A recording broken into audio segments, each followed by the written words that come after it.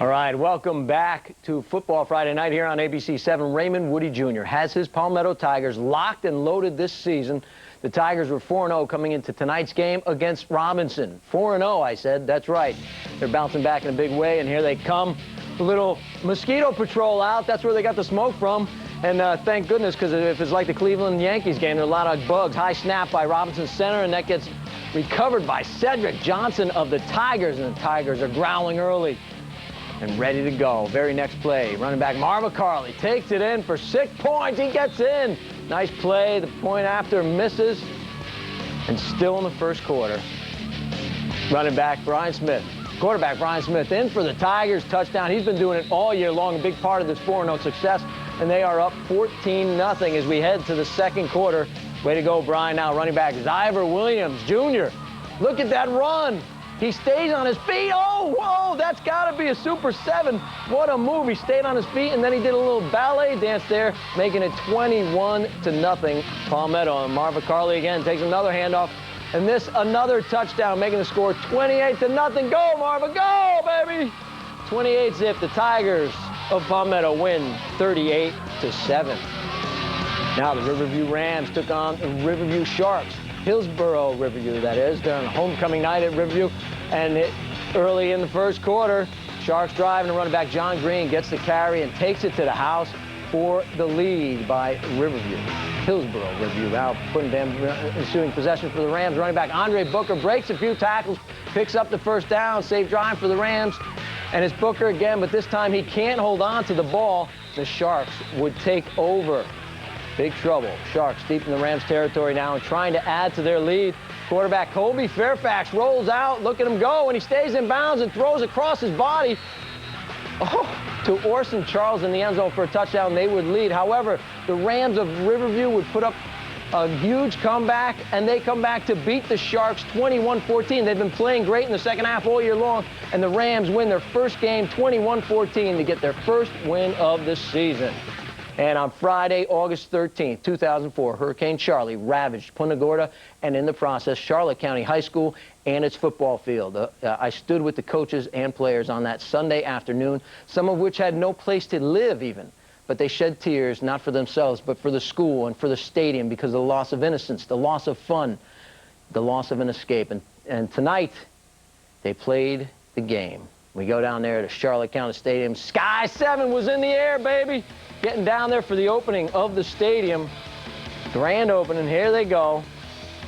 The Fighting Tarpons. Fight at the Fishbowl once again.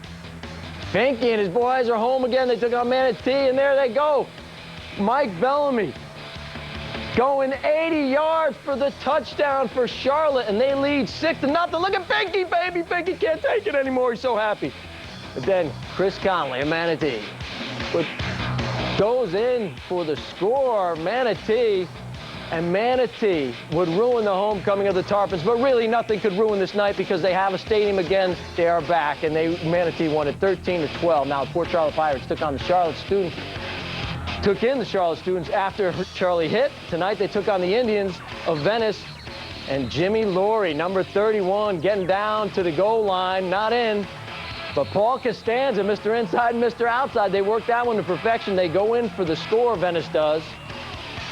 And then Venice again. Jimmy Laurie again. Look at him. He breaks tackles. He's got speed. He busts it to the outside, and he's home free for another score for the Venice Indian. Now, Port Charlotte, there he goes. They go for the touchdown. They would score. However, Venice won the game tonight by a big margin. Now, Lakewood Ranch, the Mustangs, were home to take on Sasha Hire.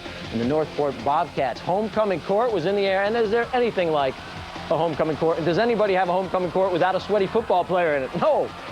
Here's Northport with the ball, and Henry Manna scrambling. Look at this scramble. Oh, he is so elusive on this play. They can't get him, and he airs it out. Unfortunately, after all that, Lakewood Ranch's Kewarren Jones with the interception. We saw Kewarren with the big hit against Palmetto a few weeks ago, so he could catch and he could hit. And here on the punt for Lakewood Ranch. And who gets it? But my man, Marte. Marte with the spin move. You can't have a game for Northport without a Marte Taylor highlight. Look at him go. He finally goes down, but he didn't want to, and he made several moves in the process to do so. So Marte probably making the highlight reel again. Now Alex DePula of Lakewood Ranch, 80 yards to Marcus McNeil, right on the numbers, and that's a score. All night long, all night long. What an exciting game it was. Now Northport driving. And Mana, he keeps it himself, fakes everybody out. Even the camerawoman, he goes 40 yards for the score. He is in, so they are hanging tough, the Bobcats. Because they are Bobcats, they try to claw their way back. Bryce Johnson going to take the handoff for Lakewood Ranch, and he busts it, goes 30 yards, looking like Mike Allstott. The Mustangs win 21-7. Real quick, the scoreboard for Major League Baseball. The Cleveland Indians beat the Yankees 2-1 in 11 innings. They lead the series 2-0. And then also the Red Sox are tied 3-3 in the 6th in their game. All right, now we're going to take a final look at our road scoreboard. You can see all the scores of teams that didn't play. As I said, there was some weather affected tonight, so let's take a look.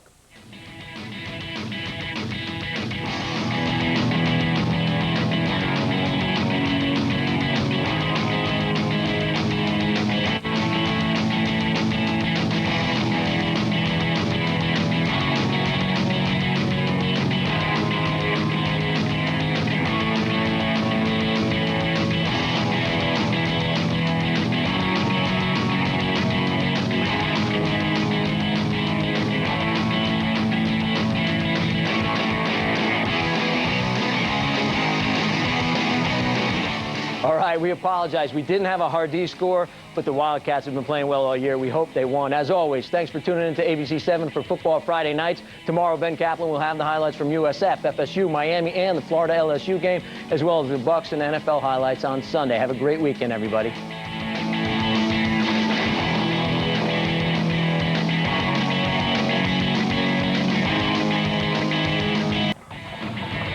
The game of the week this week has the Manatee Hurricanes trying to keep their undefeated status against a Riverview Rams team that had a huge comeback win last week for their first win of the season.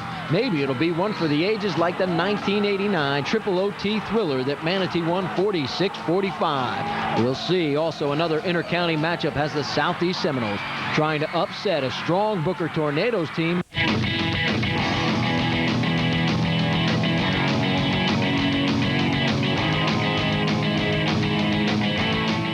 Hey, welcome to another Football Friday night here at ABC 7. A whole host of games on the high school docket tonight. The big one, our game of the week, is the undefeated Manatee Hurricanes against the Riverview Rams. Ben Kaplan joins me now. Ben was at Manatee High School for the game, and now he's here to tell you all about it. Ben? All right, Don, I'll tell you what. Earlier today, we referenced that great game from 1989 in which Manatee beat Riverview in 3 overtimes, 46-45. This one didn't go to overtime, but I'll tell you what. It will go down in the record books as one of the greater in the contest. It's homecoming at Manatee. A touchdown, Tommy Frazier making his first trip back to the alley to watch his former squad. They impressed early. Ben Axton directly into the end zone, and the Hurricanes have an early 7-0 lead. On the ensuing kickoff, Rams fall asleep. Philip Chatlis pooches it. The Canes recover it. So the hustle will pay off as they get the ball back. But they would not have to wait long for payback because Carlton Wilkerson is going to run it in from 37 yards out. That's going to make it 14-0 Manatee 3 minutes in. So the route is on, right? You are incorrect. Andre Booker booking it down the sidelines. He is off to the races, 43 yards for fun, and it's a 14-7 ball game. But the Rams special teams continue to be not so special. Manatee blocking the punt. And they are in business. Possession of the ball inside the 10. And it wouldn't take long to deliver the goods. Axton. He's going to slice his way through for 6. But that's all the Canes would get because they missed the PAT. So it's 27 Manatee. But the Rams would not go out to pasture. Manatee pooching the snap, and they would fall on it in the end zone. It's a safety. Riverview now has 9 points. Then they would keep the pressure on. Anyone seen quarterback Ronnie Hardison? Oh! He's laying the wood on the punt coverage, but Darius Standifer falls on it. Riverview will get a field goal to trail 20-12 at the break. Second half, third quarter. Is that a pass from Vinny Corona? Yes, it is. 43 yards. And Riverview's in business. That Booker kid again, this kid just runs hard. He's going to hit the corner of the end zone, gets in, takes the hard shove. It still counts for 6, and they would get the 2-point conversion. So we're tied at 20 halfway through the fourth. Brian Carnes trying to stay on his feet, gets the pass off to Nate Porter, who plays for Riverview. He returns at 73 yards for the score. The Rams take a 27-20 lead. The Manatee storms right back. Carnes to Axon. This from 14 yards out, and we are now tied at 27. Then after a Riverview fumble, the Hurricanes bury it. It's a run through the heart of that Riverview D. This would be the game-winning score, 33-27. Hurricanes win a thriller. Played real good at the end, and we hadn't been doing that. We've been playing good in the middle. Right. The middle was terrible. Right. So now we know how to play in the beginning. Now we show we know how to play in the end, and we show we know how to play in the middle. But we got to do it all for the same game. It was a big win. You know, we played hard. We came out. We messed up. I messed up on a couple plays, and I put the blame on me. But you know, we pulled through as a team, and we got together. Now, Don, when I talked to Tommy Frazier at halftime, he'd said this is the first time he had been back to watch his team play since in the 15 years he had graduated. Since he had graduated, I think he'll probably be making a return trip after witnessing such another thriller in this great rivalry between the two powers. Don, back to you.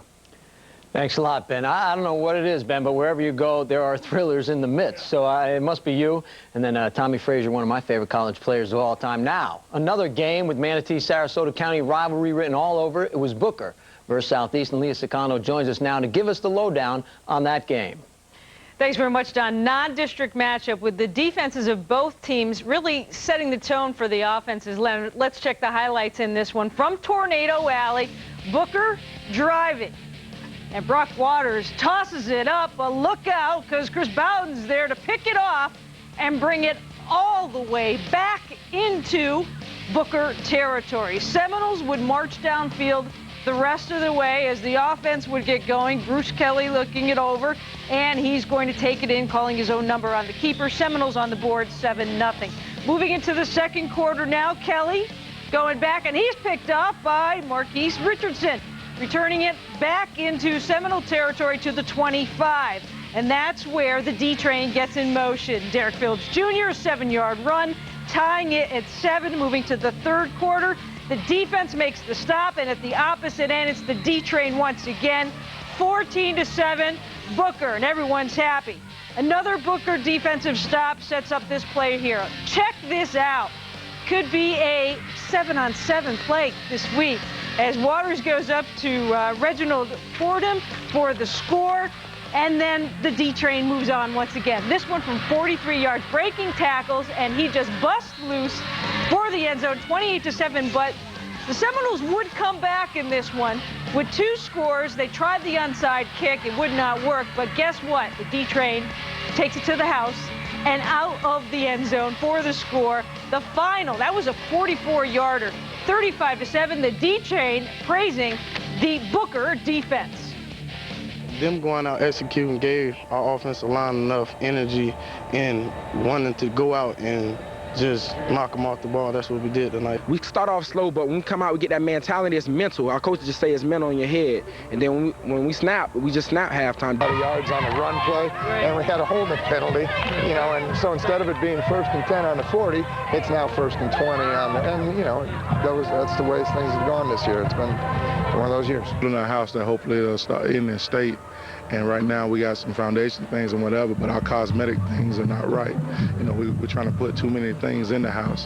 When we get back to the foundation and build it up right, good things are going to happen. Don, it was first opportunity that I've had to be able to be back on the sidelines this year and watch Coach Fred Gilmore work his magic on the sidelines. Great to see him back. As you know, he was sick last year and was not able to be with his team most of the season. So good to see Coach Gilmore back. Both teams head back now to district play next week. Don, back to you. Thanks a lot, Lee. When we come back, we will look in on the undefeated Palmetto Tigers, the Sarasota Sailors, and several other great games. Always keep in mind that the show can be viewed after the show on our website at mysuncoast.com at any time. Log on and enjoy the show over and over again. Now, the out-of-town scoreboard.